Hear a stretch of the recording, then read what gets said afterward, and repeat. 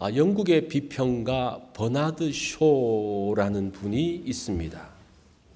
그분은 노벨 문학상 수상자이고 또 명언 제조가, 그러니까 명언들을 많이 말했고, 그리고 독설가로서 유명합니다.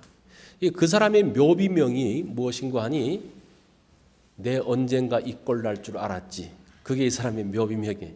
자기 죽음을 두고 이제 그 정도로 때로는 독설적이고 명쾌하게 이야기하는 그런 사람이었습니다.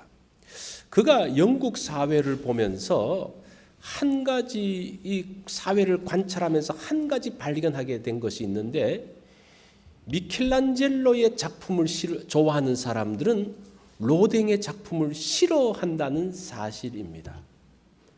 그래서 이 사람이 이제 그런 거 못 봐주는 사람이어가지고 이걸 어떻게 고칠까 그러면서 하루는 미켈란젤로를 좋아하는 사람들을 다 자기 집에 초대를 했습니다.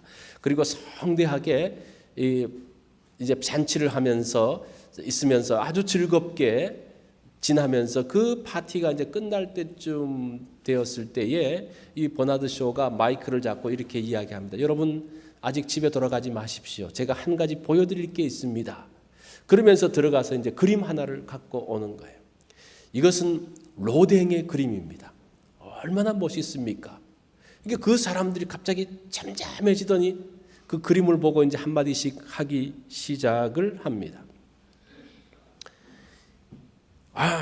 색깔이 왜 저래? 구도가 좀 맞지 않아. 우중충하지. 심지어는 저게 그림이라고 그렸어? 뭐 이렇게 말하는 사람까지 생기기 시작했습니다.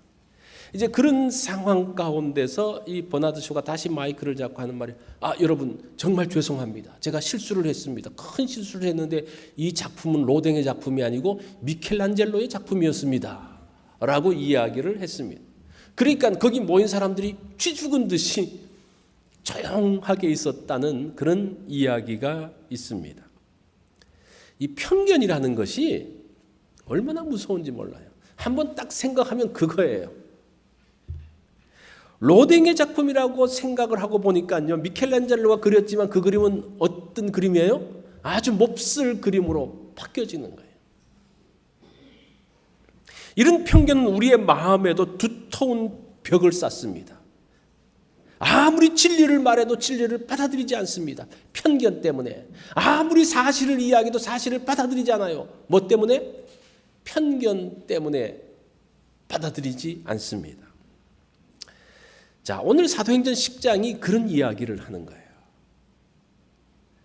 그 흩어진 유대인들이 이제 복음을 전합니다. 예수님께서 뭐라고 말씀하셨습니까? 사도행전 1장 8절에 보면 오직 성령이 너희에게 임하시면 너희가 권능을 받고 예루살렘과 온 유다와 사마리아와 땅끝까지 이르러 내 증인이 되리라고 말씀을 하셨습니다.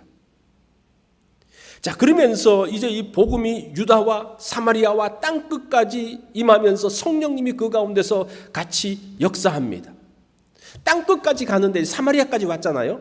8장에서 땅끝까지 가야 되는데 이 땅끝이 이방인이에요. 그것을 말해주는 것 10장의 내용입니다. 그런데 이 이방으로 복음이 넘어가는 것이 얼마나 힘든지 몰라요.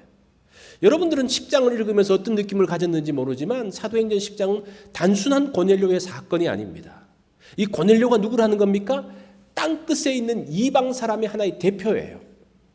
그 사람에게까지 어떻게 복음이 넘어가게 되는지 그 어려운 과정들을 소개하는, 그 가운데 무수한 벽들을 넘어서 복음이 전해지고 있는 내용을 말씀하고 있습니다.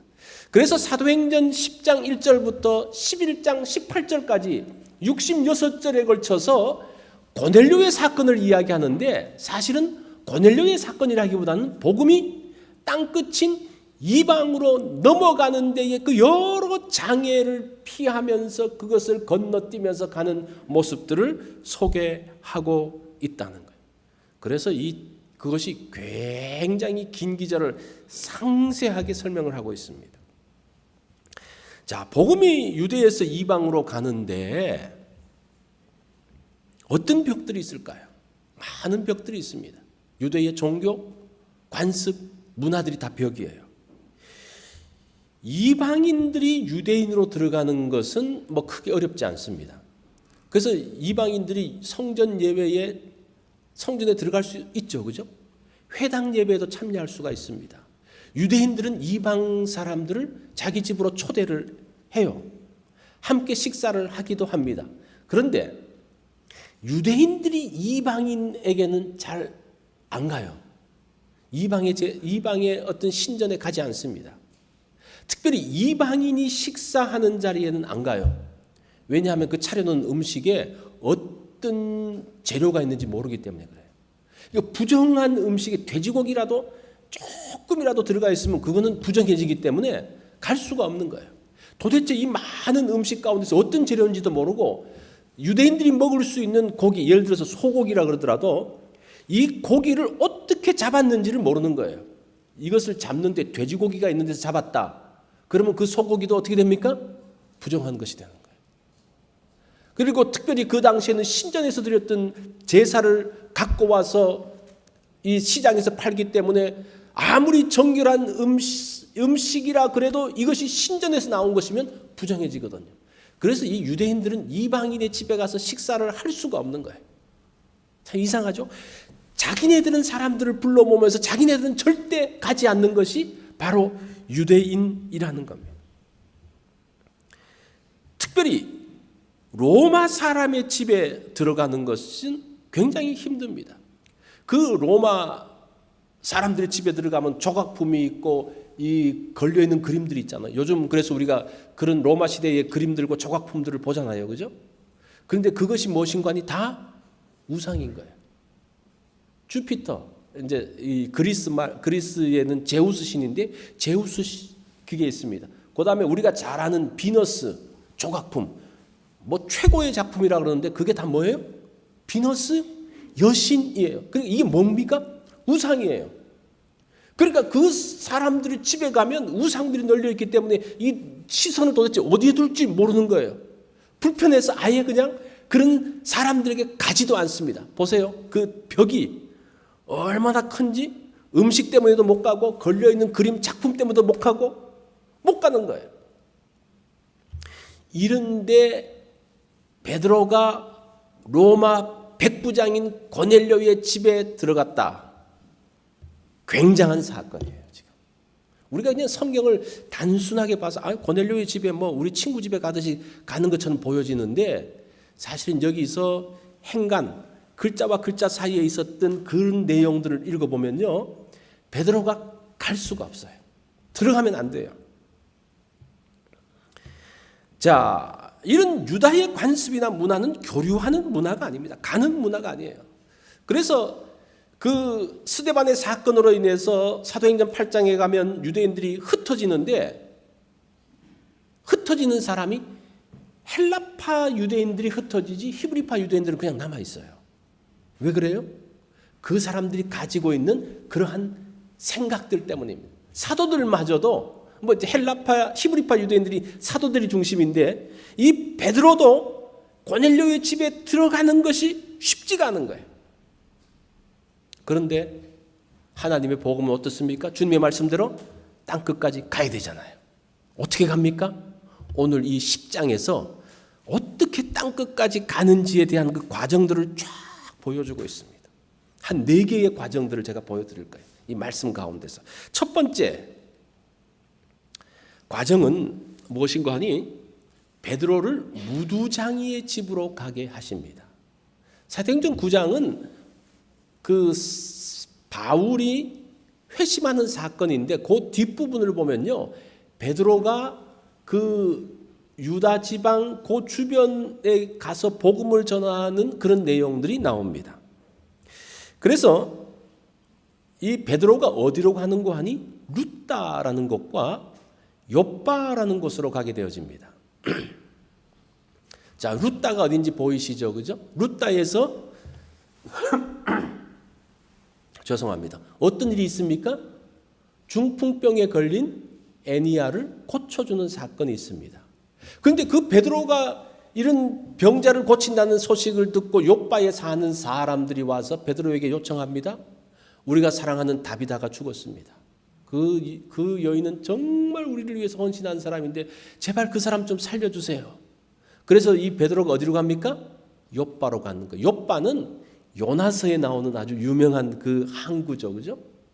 자, 이 욥바에 가서 죽은 다비다를 살립니다. 그러면서 거기에 누구의 집에 거하는 거 아니? 무두장이의 집에 거한다. 이 무두장이는 옛날 성경에는 피장의 집이라 그래요. 요즘 말로 말하면 가죽을 만드는 사람인데 이 가죽을 만드는 사람은 유대법으로 부정한 사람이에요. 왜냐? 이 가죽을 손질하다 보면 그 가죽에 뭐가 붙어 있습니까? 살점이 붙어 있잖아요. 이 살점이 죽은 시체잖아요. 그죠? 그걸 만지면 어떻게 되는 거예요? 부정한 사람. 이 무두장이가 가죽을 손질한다는 것이 살점을 뜯어내는 게 손질하는 거잖아요. 그죠? 그래서 이 사람들은 직업상 부정해요. 원천적으로 부정한 거예요. 뿐만 아니라 가죽을 부드럽게 하기 위해서 어떻게 하는 거 아니? 그 당시는 뭐 화학약품이 있는 게 아니라 새똥을 가져다가 그거를 칠해서 두면 이 가죽이 부드러워지는 거예요. 이 똥을 만지잖아요. 그래서 이 사람은 부정한 사람입니다. 그러면서도 유대인들이 가죽을 굉장히 좋아해요. 이 굉장히 아이러니죠, 그죠? 자, 어쨌든 이 무두장이 피장의 집에 거한다는 자체가 사실은 부정한 집에 지금 이 베드로가 거하는 거예요. 첫 번째 과정을 통해서 하나님께서 이방 사람에게 가기 전에 어디에 먼저 가게 하십니까? 이 무두장이 피장의 집에 먼저 딱 가게 하시는 거예요. 그게 하나님의 첫 번째 과정입니다. 자, 이 두 번째 과정은 환상을 통해서 준비를 하고 있습니다. 무두장이 집에서 환상을 봅니다. 베드로가 기도 시간에 이제 올라가서 환상을 보죠. 그런데 베드로가 환상을 보기 전에 고넬료가 먼저 환상을 봐요. 보면 5절에 보니까 내가 지금 사람들을 욥바에 보내어 베드로 하는 시몬을 청하라. 그게 오후 9시 기도 시간에, 그러니까 9시 기도 시간은 오후 3시를 이야기합니다. 그 말씀을 듣고 그 다음날 바로 사람을 보냅니다. 근데 사람을 보낼 때에 하인 2명과 경건한 사람 하나, 이 경건한 사람은 그 부대 부하를 이야기합니다. 그 사람을 베드로에게 보냈는데 이 8절을 한번 보십시오. 여기 참 중요한 내용이 나와요. 이 일을 다 그 사람들에게 이루고 욥바로 보내니라 이렇게 이야기합니다. 보세요. 이 부하한테 보낼 때 너 그냥 갔다 와. 설명할 필요가 뭐가 있겠어요? 명령만 하면 되지. 그런데 자기가 환상 중에서 봤던 그 경험들을 다 이야기한다는 것은 벌써 그 타인들과 부하가 어떤 사람이라는 겁니까? 신앙적으로 어느 정도 올라가 있는 사람이라는 것을 볼 수가 있어요. 그래서 이 고넬료가 자기 혼자만 경건하고 구제를 하고 하나님께 기도하는 사람뿐만 아니라 자기의 집안과 자기 밑에 있는 그 부하들까지도 신앙에 영향력을 미치는 그런 사람이었다는 겁니다. 그래서 그 사람들에게 그 환상에 대한 이야기를 하고 왜 베드로를 데려와야 될지를 자세하게 설명하고 요즘으로 말하면 쉐어하고 그 사람들을 보내고 있는 것을 볼 수가 있습니다. 자, 그러면서 9절에 보면 이 사람들이 이튿날 길을 가다가 그 성에 가까이 가서 이 사람들이 고넬료가 보낸 사람들이 도착하는 조금 전에 베드로가 뭘 봅니까? 환상을 보는 거예요. 육시라는 말은 정오를 12시를 이야기하는 거예요. 이 30절에 보면 이 베드로에게 갔다가 다시 고넬료 집에 돌아온 것이 나흘이라 그래요. 4일. 그러니까 이제 고넬료가 환상을 봤죠. 첫째 날, 둘째 날 사람들을 보냈죠. 셋째 날 베드로를 만나죠. 그러니까 간지 한 하루 반 정도 걸려요. 돌아올 때 또 하루 정도 걸려서 이렇게 한 이틀 정도 이제 그런 시간이 흐름이 있다는 것을 여러분들이 미리 한번 좀 기억을 해 두십시오. 그때에 베드로가 환상을 보는데 어떤 환상입니까? 하늘이 열리면서 한 그릇이 내려오는데 큰 그릇이 마치 보자기처럼 있는데 거기에 뭐가 있습니까? 그 안에 땅에 있는 각종 짐승들이 있는 거예요. 그 짐승에는 경건한 정결한 짐승도 있고 부정한 짐승도 있고 정결한 새도 있고 부정한 새도 있고 온갖 것들이 다 섞여 있어요. 그것이 섞여 있는 데서 먹으라고 이야기합니다. 잡아서 먹으라고 이야기합니다. 그런데 베드로가 뭐라 그럽니까? 먹지 못하겠다 그래요. 왜 먹지 못하는 거 아니? 여러 개 중에서 정결한 짐승을 잡아서 먹으면 되잖아요. 그죠? 그런데 왜 먹지 못합니까? 부정한 짐승이 있는 곳에서 그것을 잡아서 먹을 수가 없는 거예요. 무슨 말인지 이해가 되시죠? 지금 그것에 대해서 베드로가 할 수 없습니다라고 이야기합니다. 그때 하나님께서 뭐라고 말씀하세요? 내가 깨끗하다고 한 것을 네가 왜 더럽다고 말하느냐 그렇게 이야기하세요.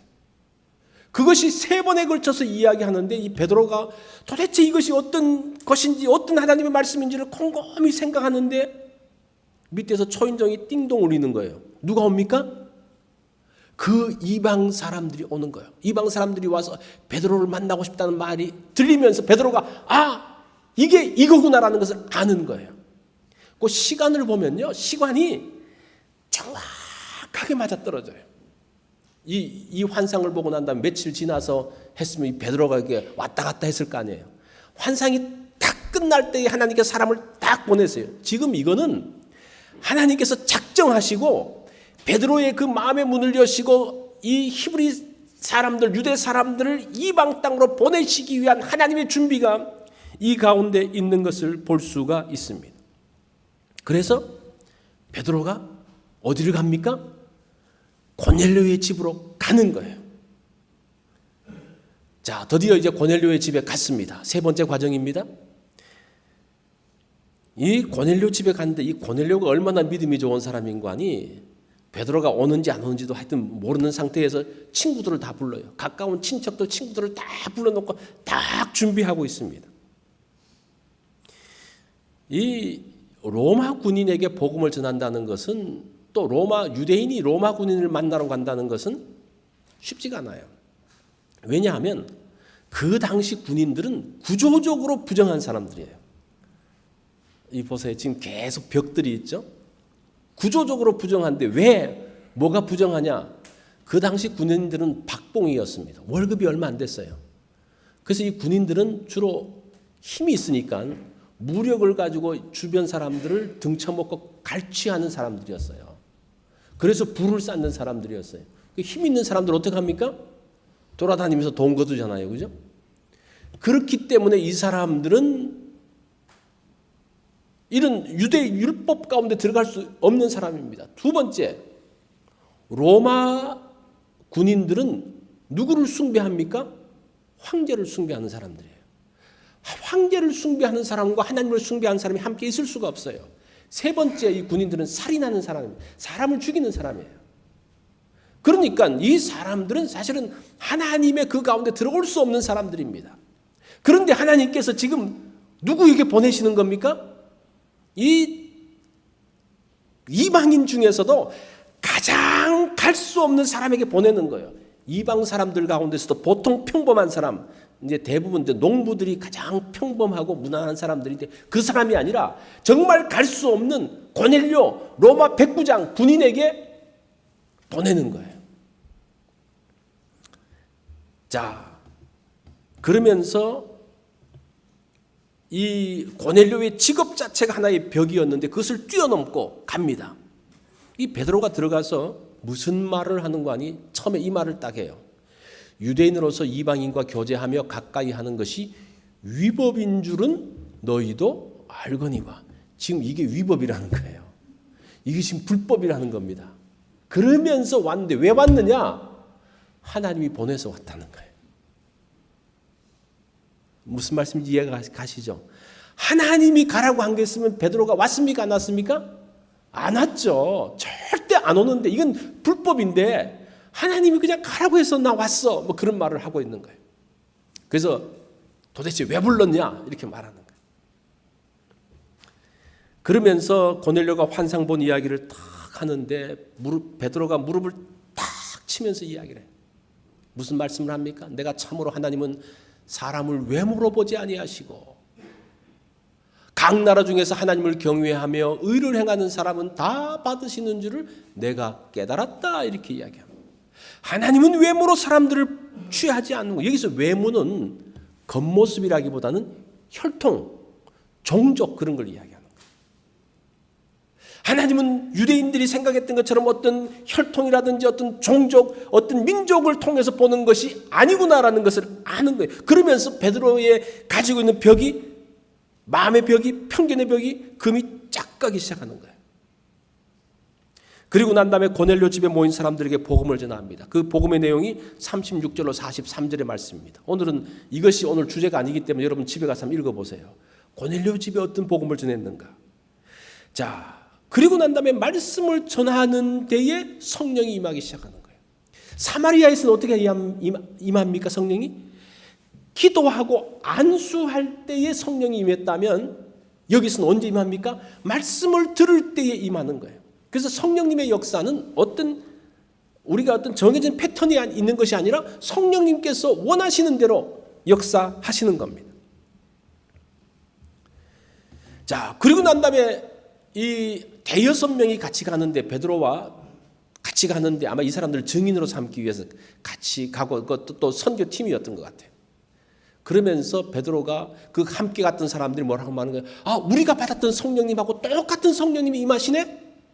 그렇게 반응하는 거예요. 그때 베드로가 이 사람들에게 왜 우리가 세례를 주지 못하겠냐 그러면서 그 자리에서 바로 세례를 베풀게 됩니다.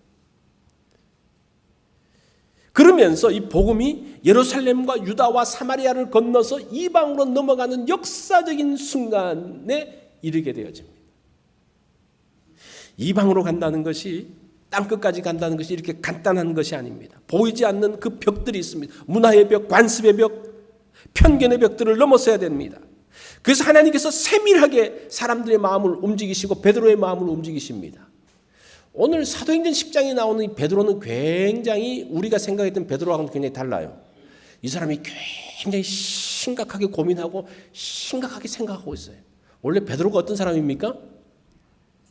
행동부터 먼저 하는 사람이잖아요. 그죠? 근데 여기서는 행동을 안 해요. 이게 뭔지 고민을 해요. 이게 도대체 어떤 것인지 고민을 하면서 신중하게 가는, 이것은 무엇을 이야기하는 겁니까? 베드로가 한 것이 아니고 누가 했다는 겁니까? 하나님께서 하셨다는 것을 보여주고 있는 겁니다. 보세요. 한 사람이 복음을 듣는 것, 또 바꾸어서 말해서 한 사람이 우리 교회에 나오는 것, 하나님의 세심한 계획 가운데 이루어진다는 것 아십니까? 그래서 우리가 한 사람이 전도되어지고 한 사람이 복음을 듣고 한 사람이 교회에 왔다는 것을 우리가 쉽게 생각해서는 안 돼요. 하나님의 세심한 손길 가운데 왔다는 것을 알아야 됩니다. 그런데 그런 사람들을 무시하거나 어떻게 잘못하면요, 하나님이 얼마나 슬퍼하실까? 이게 슬퍼하는 정도를 넘어서 하나님이 얼마나 분노하실까라는 것들 심각하게 생각해야 됩니다. 고넬료 사건이 그것을 보여주고 있습니다. 자, 마지막 과정이 하나 더 있습니다. 유대 그리스도인들의 반응입니다. 베드로가 유다와 가이사라 전도를 끝내고 예루살렘으로 돌아옵니다. 엄청난 일이 있었죠. 그죠? 중풍병자를 고치고 죽은 사람을 살리고 그 이방의 사람, 그 고넬료에게 가서 성령님이 임했던 그 엄청난 사건이 있습니다. 그런데 유대 그리스도인들의 반응이 뭔지 아십니까? 자, 보세요. 11장 2절 3절을 보면 베드로가 예루살렘에 올라왔을 때에 할례자들이 비난하여, 왜 비난합니까? 네가 무할례 집에 들어가서 함께 먹었다 하니, 기가 막힌 이야기가 나오는 거예요. 중풍병자를 고치고 죽은 자를 살리고 고넬료 집에 복음이 들어가고 이방까지 복음이 들어간 그것은 아무것도 없고 뭐만 있어요?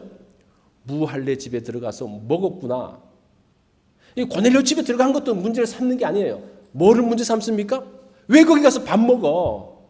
그걸 문제 삼고 있어요. 제가 이 밥 먹는 것이 왜 심각한지 말씀드렸죠. 그죠? 이것이 그냥 아무렇게나 가서 밥 먹으면 안 되는 거예요. 이 사람들은 유대인들이 아니고 누굽니까? 유대 그리스도인들이에요.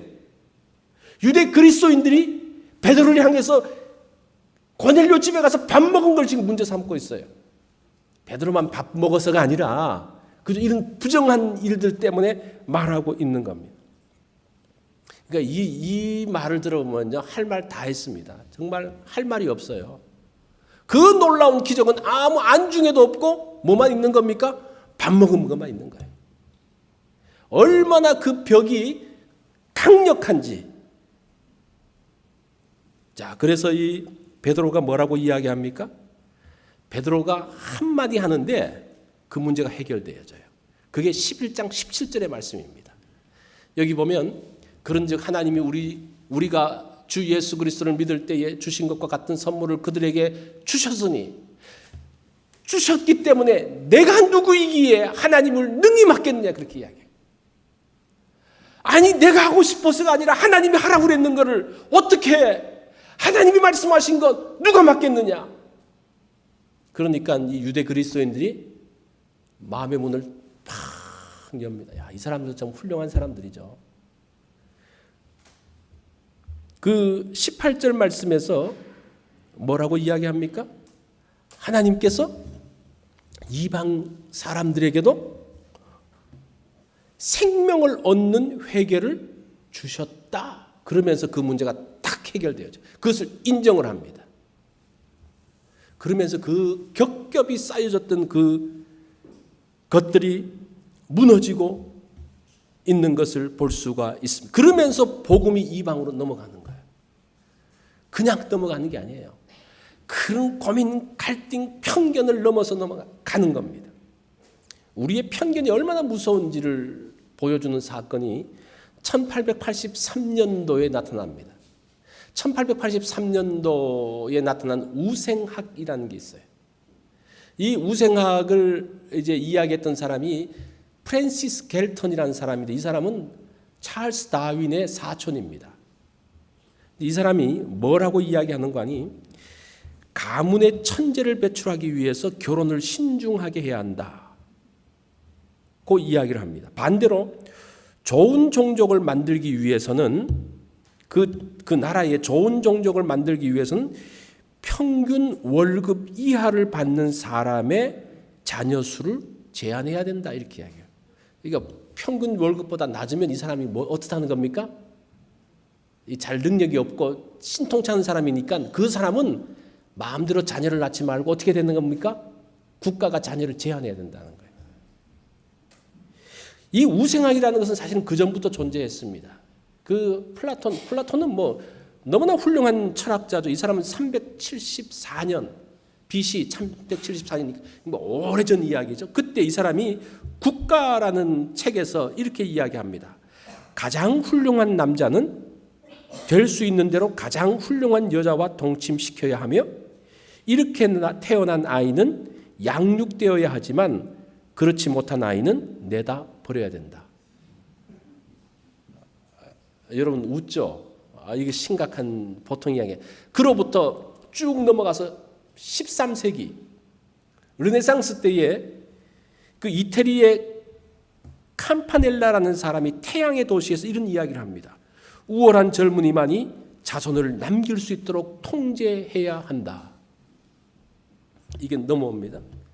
이것이 독일로 넘어가면서 사회 전면에 쫙 부상이 됩니다. 건장한 아리안족의 우월성을 강조하기 위해 허약한 젊은이들은 자발적으로 거세하는 법을 통과시켜요. 그러면서 그 당시 허약하고 부실한 젊은이 30만 명이 거세를 당합니다.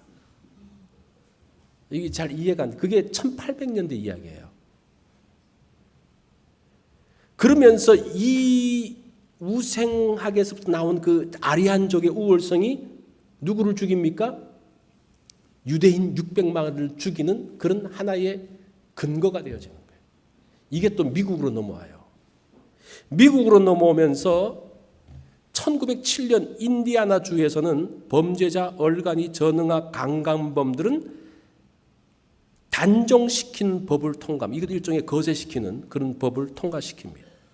그리고 2년 뒤에 이것이 위헌이라고 되어져서 집행을 정지하다가 1921년에 헌법에 위배된다고 하면서 그것이 이제 위배한다는 판결을 받고 그러면서도 1940년 말에 어떤 생각이 미국에 팽배했는가 하니 IQ 70 이하는 자녀를 낳아서는 안 된다. 이건 법이 아니고 사람들의 생각. 이 법보다 더 무서운 게 뭐예요? 사람들의 생각이에요. 그 시절 그게 여기서부터 인종차별이 나오는 거예요. 다른 족속, 다른 것, 사람이 우월이 있다는 거예요. 뛰어난 사람이 있는가 하면 그렇지 못한 사람이 있고, 뛰어난 종족이 있는가 하면 그렇지 못한 종족이 있다는 거예요. 이게 지금 유대인들 아니면 플라톤 시대에 그것뿐만 아니라 지금 이 시대까지 사실은 오늘날도 이런 생각하는 사람이 있습니까? 없습니까? 있죠. 우리가 이렇게 말하면 다들 웃는데 실제 존재하고 있는 거예요. 사람은 차등이 있다. 그런데 문제는 무엇을 가지고 판단하느냐는 겁니다. 무엇을 가지고 판단해요? 자기가 본 것, 겉으로 드러나는 걸 가지고 판단을 하고 그 판단만으로 끝나는 것이 아니라 그것을 행동으로 옮기는 거예요. 말로 하든지 어떻게 무시하든지 아니면 어떤 행동을 가지고 도태시켜야 된다는 생각. 유대인 미시나에 보면, 이 미시나라는 것은 율법을 해석한 책인데 이방 여인이 아이를 낳을 때 그를 돕는 것을 금지하고 있습니다. 이방인은 열등한 존재이기 때문에 자녀를 낳든지 말든지 상관하지 말라는 거예요. 이게 편견. 근데 아이러니하게도요, 이런 사상 때문에 누가 당합니까? 유대인들이 당해요.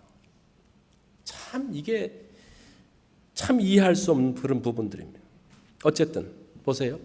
이런 생각들이 유대인들만 갖고 있어? 누구만 갖고 있어가 아니라 지금 역사를 통해서 흘러오는 걸 보면요, 이것들이 이태리, 그 고대 그리스, 이태리, 독일, 미국까지 온 거예요. 그러니까 이 성경이 그 당시에 모든 사람들이 다 존귀한 사람의 어떤 출신이나 그의 배경이나 그가 나타나고 있는 상황에 따라서 누구든지 다 존귀하다는 것. 이것은 놀라운 생각입니다. 놀라운 생각이에요. 우리가 이런 그리스도인들은 이런 편견을 내려놓지 않으면 갈 수가 없는 거예요. 이 웹스터 사전에 보면 편견을 이렇게 이야기를 합니다. 편견은 미리 정해진 판단.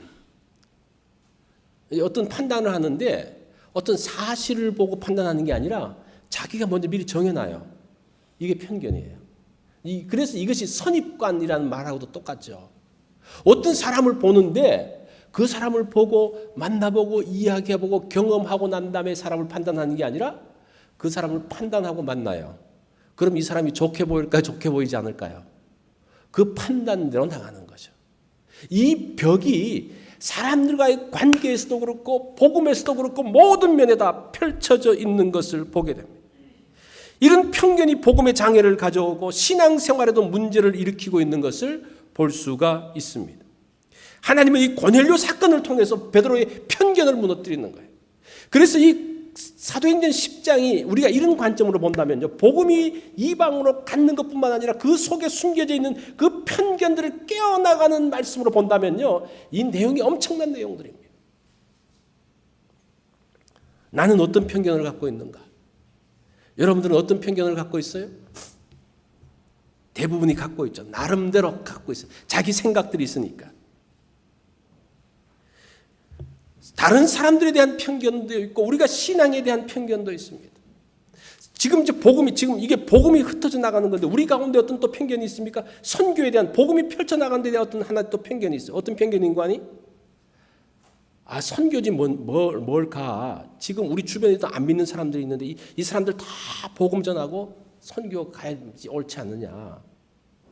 근데 그러면 평생 가도 못 가요. 그 더 중요한 것은 무엇인가 하니? 예수님이 동시에 이야기했다는 거예요.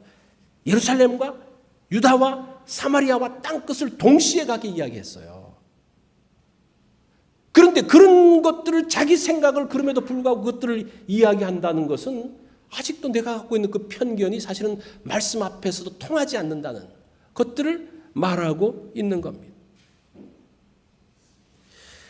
그렇지만 하나님은 이런 편견에 대해서 정죄하지 않더라고요. 참 이게 축복이에요. 그러니까 여러분들도 그런 다른 사람 생각을 갖고 있는 사람을 정죄해서는 안 돼요. 정죄하지 않고 어떻게 합니까? 그 편견의 벽들을 하나씩 허물어 가세요. 그러니까 우리가 모두가 하나가 될 수가 있는 거예요. 자기 주장, 자기 생각을 끝까지 고집하면 이게 참 문제가 되어져요. 그렇지 말고 나도 잘못될 수 있고, 그죠? 그렇게 함으로써 나간다면 우리가 그러한 것들을 그리고 하나님께서 그런 편견들을 풀어나갈 수 있도록 하시고, 그러나 정죄하지 않으시면서 하나씩 하나씩 만들어가고 있는 것을 보게 됩니다. 성령으로 사는 것은 뭡니까? 편견에서 벗어나는 거예요. 내 생각에서부터 벗어나서 하나님의 생각들을 알아가며 그 앞에 겸손하게 서는 것. 그래서 그런 사람을 통해서 하나님이 그런 사람을 그렇게 만드셔서 이제 땅끝까지 복음이 이르도록 하고 있는 것을 보게 됩니다. 이런 하나님의 역사하심이 오늘 본문을 통해서 우리에게 보여주는 중요한 말씀입니다. 우리 다 같이 기도하겠습니다. 우리가 기도할 때에 오늘 이 말씀, 이게 그냥 이방인으로 복음이 들어간 것이구나, 그것만 생각하지 마시고 하나님께서 베드로의 편견을, 유대인들의 편견을 어떻게 하나님께서